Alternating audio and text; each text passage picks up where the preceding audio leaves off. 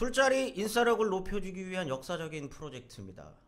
역사를 알면 당신도 인싸. 저는 중산층 연구자 금강경입니다. 자기소개해 주시죠. 예, 일제시대 전공하는 김태현입니다. 네, 이제 3월이 됐으니까 이제 개강 시즌이죠? 네, 개강이죠. 네, 예. 개강 하시면 이제 수업을 들으시나요? 그렇죠. 제가 수업을 한 지금 7년째 듣고 있는데 올해면 이제 인생에 다시 수업을 들을 일은 없을 것 같아요. 혹시나 저희 방송을 들으시는 분들 중에 만약 대학원을 생각하시는 분들이 있다면 적어도 15년 정도는 이제 생각을 하고 들어오셔야 된다는 걸 명심하시면서 이 방송을 들어주시면 좋겠습니다. 오늘은 무엇을 준비해 오셨죠? 오늘은 그 1920년대 많은 분들이 알 텐데 당시 이제 문화통치 시기에 합법 영역에서 일어난 여러 운동들. 근데 아마 대부분 아시는 게 이제 자치운동이나 신간회일 텐데 그 중에서도 많이 잘 언급되지 않는 이 참정권 운동 세력을 볼 거예요. 근데 이제 참정권이 뭐냐라는 얘기는 이따 들어갈 텐데 그 중에서도 이 자치운동의 대표였던 동아일보가 이 참정권 운동하는 사람들에 대해서 비판하는 사설을 싣습니다. 그러자 그 참정권 운동하는 사람들이 동아일보 사장인 송진우와 이사인 김성수를 불러다가 팹니다. 니네 왜 우리를 비판하냐 하면서 이 사건을 일명 식도원 사건이라 그러는데 왜 이들이 송진우랑 김성수를 불러다가 이런 일을 벌였을까라는 게 오늘의 테마입니다. 사전 정보가 좀 많이 필요하겠습니다. 왜냐하면 저기 좀 복잡한 인물들도 많이 나오고 이 사건 자체가 사실 뭐 그렇게 대중적으로 유명한 사건이 아니지 않습니까? 뭐 유명하진 않아요. 식도원 사건이라는 게 이제 아시는 분은 아시고 모르시는 분은 모르실 텐데 식도원 사건은 이제 식도원이 그 음식점 이름이에요. 요리점 이름. 거기서 그 사건이 일어나서 식도원이고 사실 식민지 시기에 많은 사건들이 음식점에서 많이 일어났어요. 그렇죠. 뭐 그 심지어 명월관이라 그래가지고 거기 요리점에서 일어난 사건만 탑 10 뭐 이렇게 뽑은 것도 유명하죠. 있어요. 왜냐면 그 여기서 있었던 그 유명하신 설민석 선생님께서 여기서 있었던 거를 이제 뭔가 마치 뭐 기생 이런 걸로 표현하시면서 약간 좀 이렇게 문제가 됐었는데 오늘 저희가 그럼 문제되는 방송을 하는 건가요? 아니요, 문제되는 방송은 아니고요. 문제되는 방송까지는 아니다. 오늘 이 얘기를 털기 위해선 사실 지금 딱 제가 들으면서도 이 개념 자체를 모르시는 분들이 굉장히 많겠다. 왜냐?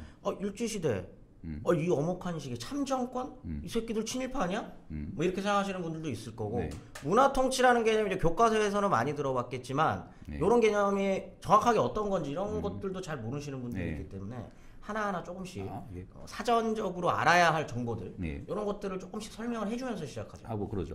일단은 뭐 1920년대는 3.1운동 이후에 조선총독부가 식민정책을 개혁해야 되는 상황이 온 거죠. 바로 어제였습니다. 3.1운동 100주년.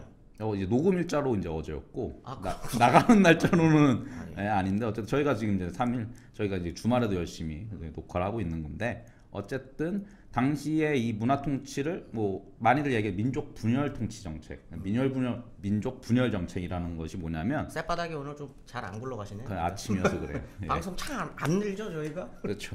힘드네요 이거. 어쨌든 민족 분열 정책인데 즉 민족주의 세력을 일정 정도 포섭한다. 그리고 이들을 세력을 분열시켜서 그러니까 식민 통치를 같이 만들 수 있는 세력을 이제 포섭하는 건데 그 중에서 여러 세력들이 있는데 아까 말씀해 주셨듯이 참정권 운동이 도대체 뭐냐 굉장히 생소하실 텐데 일단 자치운동부터 아주 간단히 말씀드리자면 자치운동은 조선 내에 조선 의회를 설치하는 거예요. 그러니까 조선이 하나의 선거구가 아니고 조선 자체적인 의회가 있어서 조선의 통치는 조선 의회를 통해서 한다. 물론 일본 제국의 지배를 좀 받지만 좀 받지만은 아닌 거죠 사실. 근데 제국의 어떤 그런 뭔가 그래도 통치 자체를 인정하고 가는 거 아닌가요? 통치 자체를 일단 지금은 인정한다. 이게 일종의 단계론이에요. 그렇죠. 자치 다음 독립이라는 건데 뭐 이것도 논쟁이 분분해요. 이들이 말하는 기준으로 따졌을 때는 이들은 조선의 자치를 실시한 다음 그 다음 독립을 해야 된다. 자치 역량을 확보한 다음이고 참정권 운동은 더 간단합니다. 조선이 하나의 지역구, 선거구가 돼서 일본의 중의원, 제국의회에 참여하는 거예요. 그러니까 일본 의회에 참여하는 거예요. 둘의 성격이 되게 다르죠. 그러니까 이게 어떻게 되냐면 자치운동도 사실은 조선사회에서 지지를 받지 못했어요.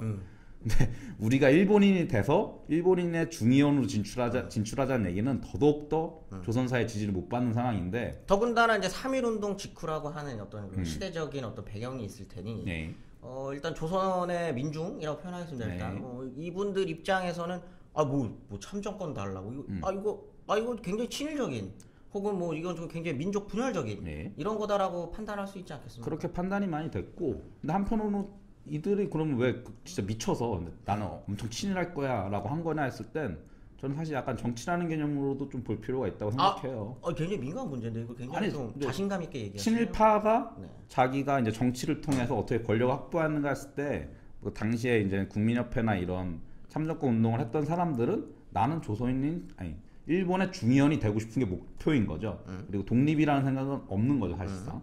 그러니까 지지를 못 받았는데 뭐 단순히 친일이라고 해도 좋아요. 그냥 친일파인데 근데 이들이 그러면은 나는 친일파지만은 자기가 권력을 획득하려면 여러 가지 일들을 벌여야 되잖아요. 그렇죠. 그 일들을 뭐 했는지 중에서 식도원 사건을 제가 뽑은 이유는 이 사건으로 인해서 이들은 이제 조선사회 지지받기가 상당히 많이 힘들어집니다. 그런 것도 있고 왜 이들이 이렇게 극단적인 선택을 했는가? 민망한 사건인가요? 그러니까 언론사 사장을 데려다 와서 패스니 때렸으니 폭행을 가했으니 지금 생각하면은 단어 선택을 굉장히 신중하게 하셔야 돼요. 예. 했다.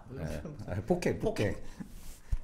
자유한국당에서 손석희 사장을 불러다가 때린 거예요. 그러면 누가 자유한국당을 좋게 보겠어요? 실명을 거론하면서까지 이렇게 얘기하면 저는 개인적으로 진행자 입장에서 굉장히 부담스러운 질문이에요. 손 사장님을 불러다가 누가 만약에 폈다 그러 아니 때렸다 뭐라고 폭행했다 네. 폭행했다 그러면 근데 왜 이랬을까라는 게 이제 궁금했고 제 입장에서는 그래서 오늘은 그거 위주로 하는데 중요하게 이제 거론된 어떻게 보면 뭐 분파 이게 뭐 어쨌든 정당은 아니니까 정당은 없죠. 정당은 없으니까 분파 혹은 뭐 조직 세력이라고 하면 참정권을 주장했었던 세력과 자치라고 하는 걸 주장했던 세력 이렇게 두 가지 이렇게 나눌 수 있는 건가요? 두 가지 세력을 이제 나눌 수 있는데 두 가지 세력이 사실 연대할 수 있는 가능성도 있었어요. 왜냐면은 지금 이렇게 듣기에도 뭔가 좀 비슷해요. 조선인의 설치가 참정권 입장에서는 조선인이 중의원으로 진출하는데 단계론으로 생각할 수도 있는 거거든요. 어쨌든 그런 것들이 근데 왜 자치랑 참정권이랑 왜 손을 못 잡았을까라는 것도 같이 생각하면서 보면 될 것 같아요. 언뜻 듣기에는 둘 다 권력력에 눈이 먼 이렇게 이제 상상하기 쉽다는 거죠. 그렇죠. 그러니까 이게 단순히 반민족적인 게 아니고 식민지가 이제 정치 권리가 없으니까 최소한 나는 정치를 하고 싶은데 정치를 할 곳이 없는 거죠. 그러니까 난 정치 영향을 만들고 싶어 했을 때 한쪽은 자치를 통해 정치 영향을 만드는 거고 한쪽은 이제 참정권.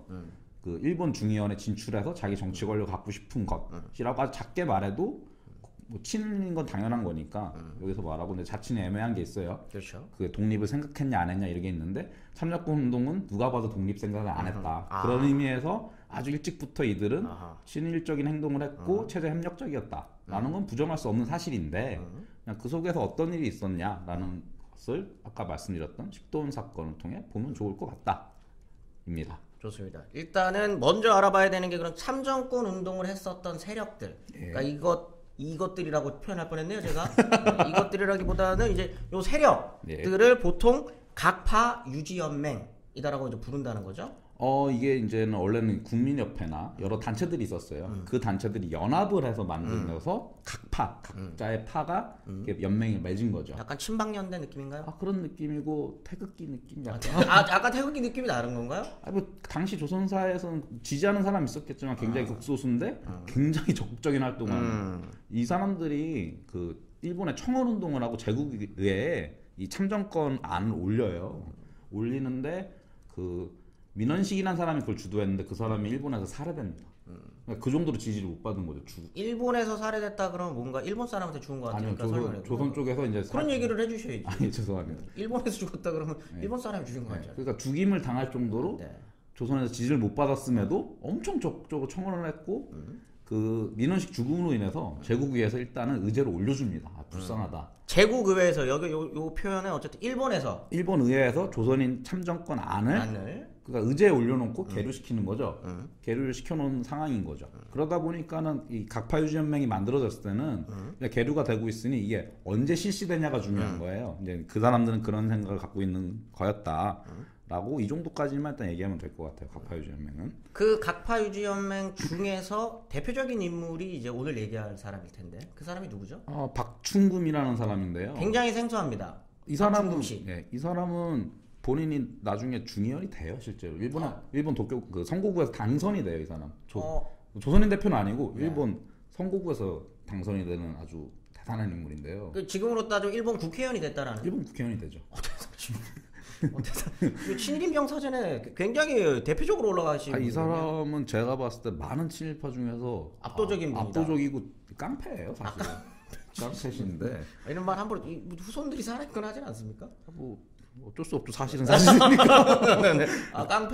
깡패 출신 일본 제국의회 국회의원이다. 예. 그러니까 이 사람이 왜 깡패라는 표현이 나냐면 양산 출생인데 네. 일본으로 건너가서 노동자 생활을 하다가 사람이 이제 나름 이렇게 대장 보스 기질이 있으니까 그 일본으로 건너가 조선인들의 대표가 돼요. 그러니까 노동자들 위주로 이제 대표가 되는데 우파적인 노동단체인 거죠. 그러면서 조선인들을 이렇게 도와주는 역할을 합니다. 무료 숙박을 제공하고. 나름대로 또 조선인을 위한 나름대로의 행위들은 또 하셨네요. 그렇죠. 자기 이제 세력 기반으로서 그래서 이제 민족적 차별관념을 철폐하고 내선 융화를 도모하겠다. 20년대부터 이 얘기를 하면서. 일단 기반은 일본에 두면서. 네. 뭐 오사카, 나고야, 뭐 시즈오카, 교토, 도쿄 등의. 굉장히 넓은데? 아니, 일본에서도 전국구 야쿠자였습니까? 거의 그런 거죠. 그러니까 일본 입장에서는 조선인이 이렇게 나서서 네. 조선에 와 있는 일본에 와 있는 조선인을 이렇게 잘 관리를 해주는 사람이니까 고맙죠. 왜냐면 일본 사람이 관리해 주는 것보다 조선 사람이 관리해 주는 게 조선인 입장에서 좀 나을 수도 있고 일본 입장에서는 약간의 갈등을 줄이고 이 사람을 통해서 꾸준히를 시킬 수 있는 사람이 된 거죠. 그럼 뭐 김똑강이랑은 또 차원이 약간 레벨이 좀 다른 분이셨네요. 김도한 선생님은 선생님이요. 해방 후에 저는 이 방송 더 진행하기가 굉장히 정답이고 김도한 씨는 이제 네. 해방 후에 이제 대한민국 이제 한국의 그 국회의원 하잖아요. 뭐 글쎄요, 급은 이제 비슷하다고 볼 수도 있는데 이 사람은 어쨌든 일본에서 기반이 일본이다. 그리고 주로 하는 일이 근데 좋죠 여기까지는. 근데 이런 사람들 특징이 뭘 하겠습니까? 중간 관리자들 특징이 뭐죠? 뭐 잘 아시겠지만 제가요? 제가 뭘 어떻게 이 사람들의 마음을 내가 어떻게 잘 알지? 아니요 반대편에 있었어요. 그러니까 네네네. 파업이나 노동 문제가 생기면 일단 가서 때립니다. 단순하시네요. 용역 깡패처럼 그러니까 용역 노무 중간 관리자이자 용역 깡패 일을 하면서 뭐 좌파적인 노동자들을 색출한다든가 파업을 진압을 한다든가 그런 일을 나서서 해주는 거죠. 그러니까, 예. 그리고 가장 대표적인 게 관동 지진이 났을 때 관동 대지진, 예, 강동 대학살. 그렇죠. 저희랑 같이 하시는 또 그 김강선 선생님은 네. 강동 대지진 이런 표현 굉장히 안 좋아하십니다. 관동 대학살 네. 표현하죠. 제노사이드죠? 네, 그렇지 그렇죠. 않습니까? 네. 저기 그렇죠. 앞에 계세요. 네네. 네. 어쨌든 그런 일이 일어났을 때 이제 좀 마무리될 쯤에 조선인 노동자를 통해서 노동 봉사들을 결성해서 봉사를 합니다. 진짜 훌륭한 이분 굉장히 뭔가 이렇게 그로테스크 하신 분이네요. 예, 어떻게 하냐면 그러니까 학살된 조선인들 시체 처리를 하든가 어. 조선인 노무자 중에서 좀 이상해 보이는 분위기 안 좋으니까. 네네네. 근데 일본 입장에서 또 되게 부담스러운 사건이잖아요. 학살이 일어났던 거. 그걸 수습하는데 일정 정도 많은 일을 합니다. 박열 열사가 굉장히 좋아하실 만한 분이네요. 이게 좋아할까요? 어떠세요? 연결이 좀 됩니까? 당연히 안 좋아. 안 좋아한답니다. 좋아할 리가 없겠죠. 근데 그렇게 열심히 일하니까 이 조선 총독부의 경무국 계열에 있던 마루야마 찌루기치. 마루야마라 할게요. 저희 그 김태현 선생님이 그 쌔바닥이 좀 짧으십니다. 그래가지고 일본 발음에 좀 약하세요. 네. 마루야마 씨가 이게 간택을 하는 거죠. 쟤 좀 이용하면 써먹을 만하겠다. 이게 내가 조선 총독부에 있는데 쟤를 이용하면 조선 애들 아까 말했던 민족 분열 정책을 하는데 애들 포섭하는 좀 앞서서 쓸만하겠다. 애가 뭐 그런 거 잘하니까요 원체. 그래서 이제는 조선의 그 지부들을 쫙쫙쫙 만들기 시작합니다. 이제 탈일본해서 이제 조선으로 반도로 가 나가는 거죠? 기반은 일본인데 조선에도 그 지부가 생기는 거죠. 그러면서 각파 유지 연맹의 그 조선인 지부를 중심으로 이 사람도 참정권 운동에 참여를 하게 됩니다. 나름대로 어쨌든 일본에서의 기반을 포기하지 않고 일본에 기반을 주면서 이제 조선에는 어떻게 지부를 조선 지부. 그렇죠. 각파 유지 연맹의 조선 지부. 아니요. 자기가 있는 상해라는 단체가 있는데 상해에 조선 지부를 설치했고 이때부터 일본에서 커서 죄송합니다는 이제 말하고 시작. 죄송합니다. 일본에서 조선으로 건너 조선에서 활동을 하는데 어떤 활동을 하냐면 아까 말했던 식도원 사건도 있고 수작쟁이가 일어났을 때 일본인 농장주가 도와줘 요청을 하니까 와서 그 농민회를 습격 폭행해서 농민을 해산시켜 버립니다. 일단 기본적으로 주먹을 계속 쓰시네요. 주먹을 계속 쓰시고 어쨌든 이런 문제가 생겼을 때 가서 힘으로써 해결해주는 경찰이 해결할 수도 있겠지만 민간 단체를 이용해서 해결을 함으로써 총독부에 약간 책임을 피하는 박충금이 그런 일들을 앞장서서 해줍니다. 아, 누가 들어도 그리고 누가 봐도 조선 총독부가 굉장히 좋아할 만한 일을 하셨다. 조선 총독부 입장에서 진짜 좋은 사람이겠죠. 훌륭한 친일파시네요. 훌륭한. 아니 제가 그렇다는 게 아니라 일본 입장에서. 일본 입장에서 그런 거고 조선인들이 봤을 때는 진짜 앞잡인 거죠. 아주 악질적으로 그런 사람이고. 근데 이런 기반을 바탕으로 32년에 도쿄 제4구 32년까지 일본으로 가서 일본의 중요한 당선이 됩니다. 조선인 투표권이 조선인이 좀 투표할 수 있는 걸로 생겨가지고 그걸 바탕으로 됐고 36년에 낙선 한번 했다가 42년에 다시 당선됩니다. 이 두 선 하신 거예요, 2선. 일본 사람들이 좋아할 만한 활동을 했었다는 게 이런 어떤 선거에서 나타나는 거고. 그렇죠. 라고 이제 봐야겠네요. 네, 그러니까 이 사람에 대해서는 뭐 좀 더 찾아보고 더 재밌는 썰이 있는지는 나중에 하면 좋을 것 같고. 박충금에 대한 연구들이 많이 진행된 편은 아니라 그러던데. 많이 진행은 안 되는데 재밌는 건 일본 우파에서 엄청 좋아합니다 지금. 아 지금도. 왜냐면 이 사람 중의원이 됐잖아요. 이게 동아 정책의 상징이다. 우린 조선과 일본인을 평등하게 해줄라 했고 그 대표명이 박충금이다. 라는 얘기를 우파 쪽에서는 정말 많이 합니다. 들으시는 분들 입장에서는 그냥 이 사람 일본 사람으로 얘기해야 되는 거 아닐까 이렇게 생각하시는 분들도 있겠네. 일단 우리는 박충금으로 기억하지만 일본 분들은 이 사람의 일본 이름으로 기억할 거 아니에요. 그렇지만 이 사람 한편은 조선인으로 기억해야 우파 입장에서는 동아나 조선인이지만 중의원도 됐고 이 사람은 일본 양국의 내선 융화의 아주 대표인 인물이다 라고 얘기할 수 있는 아주 좋은 건덕지를 얻었는데 한국에서는 별로 대응을 안 했던 것 같아요. 약간 왜냐면 대응할 가치가 없는 논리라. 가치가 없기도 하고 이 사람을 굳이 언급한다는 것 자체가 굉장히 좀 뭔가 부끄럽고 약간 그런 느낌일 수 있겠네요. 그리고 제가 유튜브에 박충금이라고 한번 쳐봤고 팟캐스트에도 쳐봤는데 언급한 방송이 거의 없더라고요. 최초입니다. 최초. 국내 최초 박충금 미스터리 사건? 미스터리는 아니구나. 정치 깡패 사건이죠. 정치 깡패죠. 어쨌든 박충금 씨에 대해서는 대충 이 정도로 우리가 뭐 나중에 좀 더 이 사람에 대해서 알아볼 수 있는 기회가 있으면 이제 알아보고 이 사람과 중요한 건 이 사람이 이제 조선으로 진출해서 조선에서 이제 갈등을 겪었었던 이런 이야기들이 이제 이야기가 돼야 되지 않습니까? 그렇죠. 근데 사실 가파 유지 연맹의 대표를 가파 아니고요. 가파 유지 연맹의 대표를 박충금이라고 볼 수는 없지만 근데 박충금 얘기를 왜 했냐면 박충금이 때렸으니까요. 가해자니까 가해자를 얘기한 거고. 그리고 어쨌든 왜 때렸냐 했을 때 동아일보가 24년 이때쯤에 와가지고 소위 가파 유지 연맹에 대하여 관민 야합의 어영운동. 오늘 아침에라도 발음이 굉장히 안 좋으시네. 다시 한번 또박또박 한번 읽어주시겠어요? 소위 가파 유지 연맹에 대하여 가파 유지 연맹에 대해서 이제 얘기하겠다는 거고 두 번째 사설 이름은 관민 야합했다는 거죠. 관민이 야합한 어영운동이라는 두 가지 정도의 사설을 내놓는데 동아일보에서 딱 듣기에 그럼 어쨌든 동아일보하고 이제 각을 세우고 뭔가 이렇게만 들으면 뭔가 있어 보이는 논쟁을 한 것처럼 보여지는데 논쟁은 확실히 논쟁인 거죠? 논쟁이긴 해. 앞서서 동아일보가 꾸준히 비판해왔는데 비웃으신 건가요? 아니야. 강한 비판했던 이 사설인데 일단 뭐라고 얘기하냐면 일단은 이들은 총독부 정치의 선정기관일 뿐이다. 그리고 얘네는 그걸 통해서 자신들의 개인적 이익만 취하려고 한다. 제가 이거 아주 겸손하게 얘기했지만 사설에는 굉장히 강하게 이런 식으로 비판하는 거죠. 그랬을 때 왜 동아일보는 왜 이렇게까지 또 비판을 했을까? 했을 때 이겁니다. 제 생각에는. 뭡니까? 지금 자유한국당에 그 김준교 씨인가요? 그 카이스트 나오신 카이스트 나오시고 그분 그 모쏠 특집 짱 모쏠 특집에서도 간택을 못 받으셨던 분이시죠? 그 내부에도 김준교 씨가 있는데 김준교 씨를 절대 인정 못하는 세력도 있을 거 아니에요. 왜냐면은 저렇게 해서는 전체적인 지지를 못 받으니까.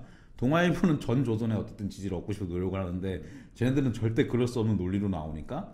그리고 총독부랑 또 나를 세운다기보다는 동아일보는 그래도 나름의 자신들이 이제 총독부랑 좀 협상을 하고 좀 나를 세우려는 노력도 이때쯤 했으니까 쟤네는 그냥 총독부가 얘기해 주는 대로 얘기하는 애들 이런 취급을 하는 거죠. 그래서 식도원 사건 그래서 가파유지연맹이 동아일보의 사설을 보고 부릅니다. 빡쳤겠네요. 근데 이게 동아일보가 하도 그러니까 처음에는 빡쳤다기보다는 그래도 얘네를 회유해서 같이 잘해보자. 우리 같이 참정권이나 자치운동 같이 잘해보자는 마인드로 불러요 처음에는. 듣기에도 좀 비슷한 사람들도 이제 그 어떤 조직들이잖아요. 완전 다르죠. 사람들이 듣기에 비슷해 보여요. 아 그래요? 동아일보는 어쨌든 그 조선에 중의원 진출한다는 이 동아주의나 내지연장주의에 대해서 반대하는 입장이고 불기형인 거거든요. 이제 조선을 분리시켜서 어쨌든 조선을 만들어내는 입장인 거니까. 저는 그냥 이분법적으로 보겠습니다. 굉장히 비슷한 사람들 둘이. 알겠습니다. 어쨌든 이 둘이 싸우게 되는 사건이 이제 식도원 사건으로 어쨌든 표출이 되는 거 아니겠습니까? 그래서 이 싸우게 일방적으로 때린 거지만. 그러니까 어쨌든. 전체적인 어떤 그 논리의 지형상에서는 싸웠지만 이제 물리적 폭행을 당하는 시점이 식도원 사건이고. 네, 물리적 폭행이 시작되는 시점은 2부에서 이어집니다. 네. 혹시라도 물리적 폭행을 더 듣고 싶으셨던 분들은 2부를 꼭 굉장히 재밌습니다. 2부에서 폭행 사건의 전말에 대한 이야기들 좀 나눠보는 걸로 하겠습니다. 역사를 알면 당신도 인싸 1부는 여기서 마치도록 하겠습니다. 감사합니다. 감사합니다. 좋아요, 구독하기 눌러주시면 땡큐.